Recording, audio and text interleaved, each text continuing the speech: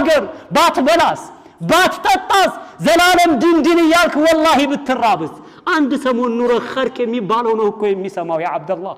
ጦል ሜዳ ሂደህ ለአላህ ተምትገደል እናትና አባትን ተንከባክበህ የምታገኘው አጅር ይበልጣል አሉ እናትና አባታችን ጀነት ለመግባት ሰበቦቻችን ናቸው እናትና አባታችን ሙተው ከሆኑ ደግሞ ዱዓ እናድርግላቸው አሁን እኛን የሚፈልጉበት ሰዓት በህይወት ከሚኖሩት የበለጠ አሁን ነው اللهم اغفر له ማለት አለብን اللهم اغفر لها ማለት አለብን ለአባት ብለህ ሰደቃ ስጥለት ለእናት ብለህ ሰደቃ ስጥለት መሐፊዞች ካሉ መርከዝ ካለ ኡስታዞች ካሉ ሚሰራ መስከር ካለ የቲሞች ታሉ ምስኪኖች ታሉ ለአባቴ ሰደቃ ይሁንልህ ብለህ ስጠው አባት ባሁን ሰዓት ቀብር ውስጥ ምን አይነት ህይወት ያሳለፈ እንደሆነ የሚያውቃሉ ወንድሞች በምን አይነት ሁኔታ ይችልናገርና ኹጥባውን አቆማለሁ والله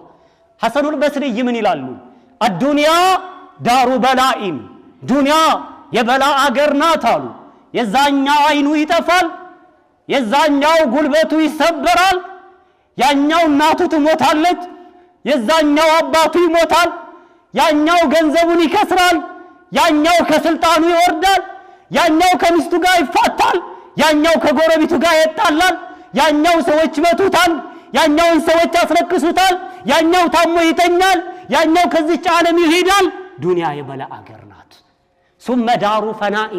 ከዛም የማትቆይ የምትጠፋ አገር ናት የወደድናትን ብንወዳት ማንንም የሚቀር የለም ጠቅላላ የሰው ልጅ ይሄዳል والآخرة አኺራ ደግሞ ዳሩ ጀዛኢን የመንዳ አገር ነው የሰገደ ይመነዳል የጾመ ይመነዳል ያበላ ይመነዳል ያጠጣ ይመነዳል የቀራ ይመነዳል የሰገደ ይመነዳል ሱና ላይ ያለ ይመነዳል ተውሂድ አስተካከለ ይመነዳል ባቂዳው ቀጥ ያለ ይመነዳል የነብዩን ተግባር የተከተለ ይመነዳል ነገ የመንዳ አገር ነው ثم دار بكائن ከዛም የማይጠፋ ዘላለም መቆያ ነው ጀነት የድሎት አገር የምቾት አገር የኒዕማ አገር መታመም የለ መቸገር የለ ወደ ላይ የለ ወደ ታይ የለ መታረዝ የለ